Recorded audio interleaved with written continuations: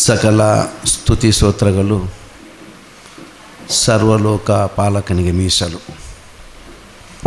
ಆತನ ಅನಂತ ಅನುಗ್ರಹಗಳು ನಮ್ಮೆಲ್ಲರ ಮೇಲೆ ವರ್ಷಿಸಲಿ.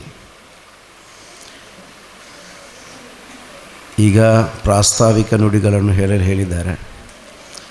ಉದ್ಘಾಟನಾ ಸಂದರ್ಭದಲ್ಲಿ ಏನೆಲ್ಲ ಪ್ರಾಸ್ತಾವಿಕ ವಿಷಯಗಳನ್ನು ನಾನು ಈಗಾಗಲೇ ಹೇಳಿಯಾಗಿದೆ. ಸಹನೆ ಮತ್ತು ಕೃತಜ್ಞತೆ. ಸಾಧಾರಣವಾಗಿ ಈ ಸಹನೆ ಮತ್ತು ಕೃತಜ್ಞತೆ ಎರಡೂ ಇರಬೇಕಾಗ್ತದೆ, ಒಂದಕ್ಕೊಂದು ಪೂರಕವಾಗಿರುವಂತಹ ಅಂಶ. ಅರಬಿಯಲ್ಲಿ ಅದನ್ನು ಸಬರ್ ಮತ್ತು ಶುಕ್ರ್ ಅಂತ ಹೇಳಲಾಗಿದೆ.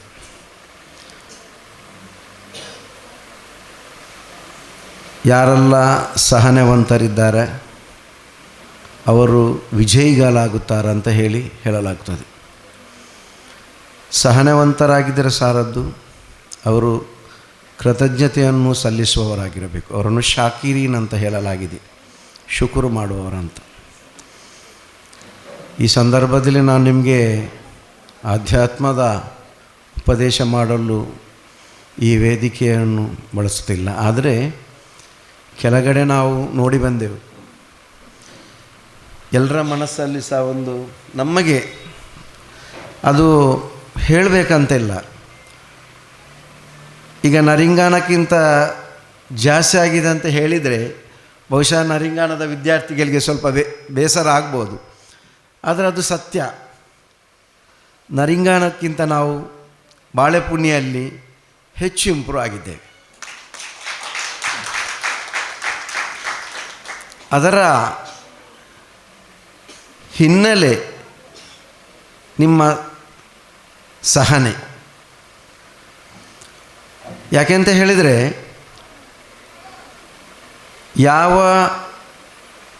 ವಿಷಯ, ಯಾವ ವಿಚಾರ ಅಥವಾ ಒಂದು ಸೈದ್ಧಾಂತಿಕ ಹಿನ್ನೆಲೆಗೆ ಸಂಬಂಧಪಟ್ಟು ನಾವೆಲ್ಲ ಇಲ್ಲಿ ಬಂದು ಸೇರಿರೋರಲ್ಲ.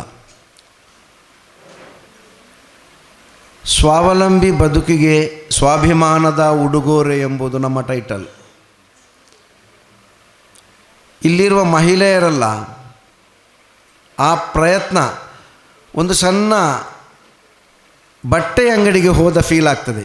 ನನಗೆ ಹಾಗೆ ಅನಿಸ್ತದೆ, ಎಲ್ರಿಗೂ ಹಾಗೆ ಅನಿಸ್ತದೆ ನನಗೆ. ಯಾವ ಬಹುಶಃ ಅಧ್ಯಕ್ಷರು ಬರಲಿಲ್ಲ, ಕೆಳಗಡೆ ಒಮ್ಮೆ ನೋಡಿ ಬಂದರೆ ಗೊತ್ತಾಗ್ಬೋದಲ್ಲ. ನಮ್ಮ ವಿದ್ಯಾರ್ಥಿಗಳ ಅವರ ಪರಿಶ್ರಮ 3 ತಿಂಗಳಲ್ಲಿ ಆ ಕಾನ್ಸಂಟ್ರೇಟ್ ಹೇಳ್ತಾರಲ್ಲ, ಏಕಾಗ್ರತೆಯಿಂದ ಮಾಡಿದಂತೆ ಅದರ ಫಲಿತಾಂಶವನ್ನು ನಾವು ನೋಡ್ತಾ ಇದ್ದೇವೆ. ಆ ಫಲಿತಾಂಶದ ನಿಮಗೆ ನಾವು ಲಾಸ್ಟ್ ಟೈಮ್ ಬಂದಿದ್ದೆ ನಾನು. ಆಗ ಬರುವಾಗ ನಿಮ್ಮ ಹತ್ರ ಹೇಳಿದೆ, ಒಂದು ಸೆಂಡ್ ಆಫ್ ಮಾಡಬೇಕಂತ ಎಲ್ಲರಿಗೂ ಒಂದು ವಿಶೇಷವಾದ ಒಂದು ಆಸಕ್ತಿ ಇತ್ತು. ಅಂದರೆ ನಮ್ಮ ಬಾಲ್ಯ ನಮಗೆ ನೆನಪಾಗಲಿ ಅಂತ. ಈಗೆಲ್ಲ ಹೊಸ ಹೊಸ ಹೆಸರು ಹೇಳ್ತಾರೆ, ಗೆಟ್ ಟುಗೆದರ್, ಈ ರೀತಿಯ ಹೊಸ ಹೊಸ ಹೆಸರಿದೆ. ನಾನು ಹಳೆಯ ನಮ್ಮ 7ನೇ ಕ್ಲಾಸಿಂದ 8ನೇ ಕ್ಲಾಸಿಗೆ ಹೋಗುವಾಗ ಪ್ರಾಥಮಿಕ ಶಾಲಾ ಸೆಂಡ್ ಆ ರೀತಿಯ ಒಂದು ಒಗ್ಗೂಡುವಿಕೆ ಅಗತ್ಯವಿದೆ ಅಂತ ನಿಮ್ಮ ಹತ್ರ ಕೇಳಿದಾಗ ಎಲ್ಲರೂ ಅದರಲ್ಲಿ ಎಷ್ಟು ಟೈಮ್ ಹಿಡಿಯಲಿಲ್ಲ, ಎಲ್ಲರೂ ಕೈ ಎತ್ತಿದ್ರು ಆ ಟೈಮಲ್ಲಿ. ಅಂದರೆ ಅಂತಹ ಒಂದು ಒಟ್ಟು ಸೇರುವಿಕೆಯ ಅಗತ್ಯ ಇದೆ. ಭಾರತ್ ಸೋಷಿಯಲ್ ವೆಲ್ಫೇರ್ ಟ್ರಸ್ಟ್ ಒಂದು ಈ ಕ್ಷೇತ್ರದಲ್ಲಿ ಇದೊಂದು ಪ್ರಯತ್ನ ನಡೆಸಿತು. ಆರಂಭದಲ್ಲಿ ಎಲ್ಲರೂ ಹೇಳಿದರು, ನಿಮ್ಮ ಇದು ಯೋಜನೆ ಸಮಾಜಕ್ಕೆ ಅಗತ್ಯ ಇಲ್ಲ ಅಂತ. ಸಿಟಿ ಲೆವೆಲೆಲ್ಲ ಹಾಗೆ ಅಭಿಪ್ರಾಯ ಬಂತು. ಮಾಡ್ತಾರೆ, ಒಂದು 2 ತಿಂಗಳು ಮಾಡ್ತಾರೆ, ಒಂದು 3 ತಿಂಗಳು ಮಾಡ್ತಾರೆ, ಹಾಗೆ ಬಿಟ್ಟುಬಿಡ್ತಾರೆ. ಮತ್ತು ಅದರ ಫಲಿತಾಂಶ ಇಲ್ಲ, ಯಾರೂ ಕಲಿತವರಿಲ್ಲ, ಯಾರೂ ಮಾಡಿದವರಿಲ್ಲ ಅಂತ. ಆಗ ನಾವೊಂದು ಸರ್ವೆ ಹೋಗುವಾಗ ಕಂಡು ಬಂದದಂತ ಹೇಳಿದರೆ, ವಿದ್ಯಾರ್ಥಿಗಳ ಸಮಸ್ಯೆ ಆಗಿರಲಿಲ್ಲ, ಅದು ಶಿಕ್ಷಕಿಯ ಕೊರತೆ ಆಗಿತ್ತು. ಶಿಕ್ಷಕಿಯ ಕೊರತೆ ಮಾತ್ರ ಇಲ್ಲಲ್ಲ, ಅವರನ್ನು ಮ್ಯಾನೇಜ್ ಮಾಡುವಂತಹ ಯಾವ ಸಂಸ್ಥೆಯೋ ಅಥವಾ ಸಂಘವು ಅವರನ್ನು ಮ್ಯಾನೇಜ್ ಮಾಡ್ತದೋ ಅವರ ಕೊರತೆ ಸಹ ಎದ್ದು ಕಾಣ್ತಿತ್ತು. ಇಲ್ಲಿ ಸಮಸ್ಯೆ ವಿದ್ಯಾರ್ಥಿಗಳದ್ದಾಗಿರಲಿಲ್ಲ, ಎಲ್ಲರ ಹತ್ರ ಕೇಳಿದ್ರು, 1 ವರ್ಷ ಆದರೂ ಇನ್ನೂ ಸರಿಯಾಗಿ ಸ್ಟಿಚ್ ಮಾಡಿ, ಒಂದು ಲೈನ್ ಸ್ಟಿಚ್ ಮಾಡಲಿಕ್ಕಾಗಲಿ, ಒಂದು ಗುಬ್ಬಿ ಹೊಲಿಲಿಕ್ಕಾಗಲಿ ಆಗದಂಥ ಸ್ಥಿತಿ ಆದರೆ ಎಲ್ಲ ಕಡೆ ವಿಸಿಟ್ ಆಗೋ ಹೆಚ್ಚಿನ ಕಡೆ ವಿಷಯ ಅಷ್ಟೇ. ಮತ್ತು ನಾವು ನೆಕ್ಸ್ಟ್ ಲೆವೆಲಲ್ಲಿ ಒಂದು ಕಡೆ ಹೋದೆವು. ಒಂದು ಸೈಂಟಿಫಿಕ್ ಆಗಿ ಪ್ರೊಫೆಷನಲಲ್ಲಿ ಇಡಿ ಅವರು ಹಣ ಕೊಟ್ಟು 3 ತಿಂಗಳು ಮತ್ತು 6 ತಿಂಗಳ ಕೋರ್ಸೆಲ್ಲ ಮಾಡುವವ್ರ ಹತ್ರ ಅವರನ್ನು ಕನ್ಸಲ್ಟ್ ಆದೆವು. ಅಲ್ಲಿ ನೋಡುವಾಗ ಸಿಸ್ಟಮ್ ಅದಕ್ಕಿಂತಲೂ ಒಳ್ಳೆಯ ಸಿಸ್ಟಮ್ ನಮ್ಮ ಟೀಚರ್. ಅದು ಇಲ್ಲಿ ಬಾಲಪುಣ್ಯ ಸಂದರ್ಭದಲ್ಲೇ ಸೇರಿದಂಥ ಮಕ್ಕಳು ಇನ್ನೂ ಸಹ ನೀವು ಹೇಳಿದಷ್ಟು ಒಂದು ಫ್ರಾಕ್ ಹೊಡೆಯಲಿಕ್ಕೂ ಕಲೀಲಿಲ್ಲ. ನಾನಲ್ಲಿ ಭೇಟಿ ಮಾಡಿ ಅವರನ್ನು ಸಂಪರ್ಕಿಸಿ ಬಂದೆ, ಯಾವ ಲೆವೆಲಲ್ಲಿ ಇದೆಯಾ ಅಂತ. ಮಾತ್ರ ನಮ್ಮ ಟೀಚರ್ ಮಾತ್ರ ನಾನು ಈಗಾಗಲೇ ಹೇಳ್ತೇನೆ, ಇವರು ಟೀಚರಿಗೆ ನಿಜವಾಗಿಯೂ ಇದರ ಅಗತ್ಯ ಇಲ್ಲ, ಆದರೂ ಸಹ ಅವ್ರು ಮಾಡ್ತಾರೆ. ಹೊರಗಡೆ ಹೋದರೆ ಇದಕ್ಕಿಂತ ಎಷ್ಟೋ ಹೆಚ್ಚು ದುಪ್ಪಟ್ಟು ದುಡಿಲಿಕ್ಕೆ ಸಾಧ್ಯ ಇದೆ. ಮನೆಯಲ್ಲಿದ್ದರು ಅವರಿಗೊಂದು ಅಟ್ಯಾಚ್ಮೆಂಟ್ ಅಂತ ಹೇಳ್ಬೋದು ನಿಮಗೆ. ಅದರಲ್ಲಿ ಒಂದು ಆತ್ಮಸಂತೃಪ್ತಿ, ನೆಮ್ಮದಿ, ಲೆವೆಲ್ ಆಫ್ ಸ್ಯಾಟಿಸ್ಫ್ಯಾಕ್ಷನ್ ಅಂತ ಹೇಳ್ತೇವೆ, ತೃಪ್ತಿಯ ಮಟ್ಟ ಅವರಿಗೆ ಇದು ಜಾಸ್ತಿ ಗಳಿಸುವುದರಿಂದ ಅವರಲ್ಲಿ ಇಲ್ಲ, ಅವರಿಗೆ ಸಿಗುವುದಿಲ್ಲ. ಇದರಲ್ಲಿ ಸಿಗ್ತದೆ ಎಂಬ ಮಾನದನ್ನು ಇಟ್ಟುಕೊಂಡು ನಮ್ಮೊಟ್ಟಿಗೆ ಸಹಕರಿಸ್ತಾ ಇದ್ದಾರೆ. ಎಲ್ಲರೂ ವೇದಿಕೆಯಲ್ಲಿ ಇರುವವರೆಲ್ಲರನ್ನೆಲ್ಲ ನಾನು ಯಾರನ್ನೂ ಉದ್ದೇಶಿಸಲಿಲ್ಲ, ಇಲ್ಲದಿದ್ದರೆ ಹೇಳುವಂಥ ಒಂದು ಸಂಪ್ರದಾಯ ಇದೆ, ಅವರೇ ಅವರೇ ಅಂತ ಹೇಳಿ ಲಾಸ್ಟಿಗೆ. ಆದ ಕಾರಣ ಸಮಯ ಆದಷ್ಟು ಶಾರ್ಟ್ ಆಗಬೇಕಂದ್ರೆ ನಮಗೆ ಅತಿಥಿಗಳಿಗೆ ಎಲ್ರಿಗೂ ಬೇರೆ ಬೇರೆ ಕಾರ್ಯಕ್ರಮಗಳಿರುವ ಕಾರಣ ಒಂದು ಲಂಚಿನ ವ್ಯವಸ್ಥೆ ಮಾಡಲಾಗಿದೆ. ಅದರ ಬಳಿಕ ಈ ಕಾರ್ಯಕ್ರಮವು ಮುಕ್ತಾಯವಾಗಲಿದೆ. ನಮ್ಮ ಈ ಕಾರ್ಯಕ್ರಮ ನಂತರ ಇಲ್ಲಿಂದ ನಾವು ಪಾವೂರಿಗೆ ಹೋಗಲಿದ್ದೇವೆ.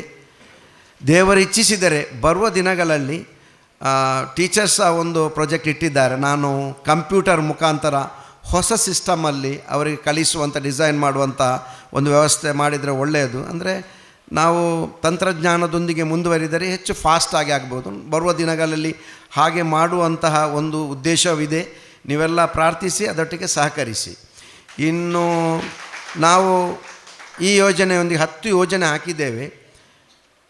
ಜಲಭಾಗ್ಯ ಸಹ ಹಾಕಿದ್ದೇವೆ. ಒಂದು ಬೋರ್ವೆಲ್ ಮತ್ತು ಭದ್ರಾವತಿ ಒಂದು ರೂರಲ್ ಏರಿಯೆಲ್ಲ ಆಗ್ತಾಯಿದೆ ಈಗಾಗಲೇ. ಕೆಲವು ಕಡೆ ಅದರ ವ್ಯವಸ್ಥೆ ಮಾಡಿ, ಎಲ್ಲಿ ನೀರಿನ ಅವಶ್ಯಕತೆ ಇಲ್ಲ ಅಲ್ಲಿ ಬೋರು ತೊಡಗುವಂಥ ವ್ಯವಸ್ಥೆ ದಶಮಾನೋತ್ಸವದ ಪ್ರಯುಕ್ತ ಮಾಡ್ತಾ ಇದ್ದೇವೆ.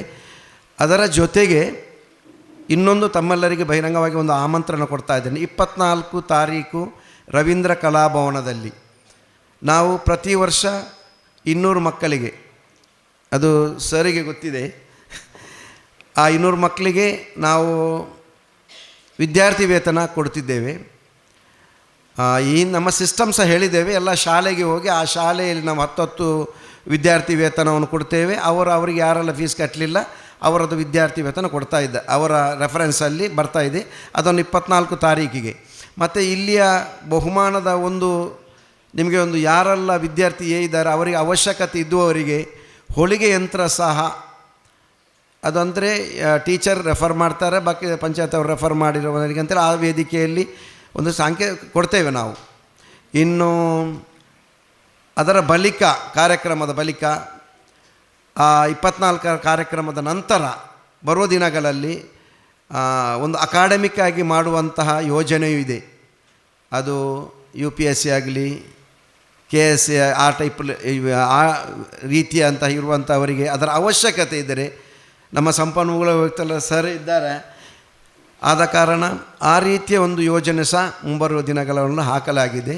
ನಮ್ಮ ಮುಖ್ಯ ಉದ್ದೇಶ ಶಿಕ್ಷಣ, ಉದ್ಯೋಗ, ಆರೋಗ್ಯ ಈ 3 ಕ್ಷೇತ್ರಕ್ಕೆ ಸಂಬಂಧಪಟ್ಟು ನಮ್ಮಿಂದಾದಂತಹ ಎಲ್ಲ ರೀತಿಯ ಸಮಾಜಮುಖಿ ಕೆಲಸ ಮಾಡಲು ನಾವು ಪ್ರಯತ್ನಿಸ್ತಾ ಇದ್ದೇವೆ. ಆ ಭಗವಂತನು ಆ ನಿಟ್ಟಿನಲ್ಲಿ ಅನುಗ್ರಹಿಸಲಿ ಎಂದು ಹೇಳುತ್ತಾ ನನ್ನ ಮಾತುಗಳಿಗೆ ಪೂರ್ಣ ವಿರಾಮ ಹಾಕ್ತಾ ಇದ್ದೇನೆ. ಜೈ ಹಿಂದ್, ಜೈ ಕರ್ನಾಟಕ.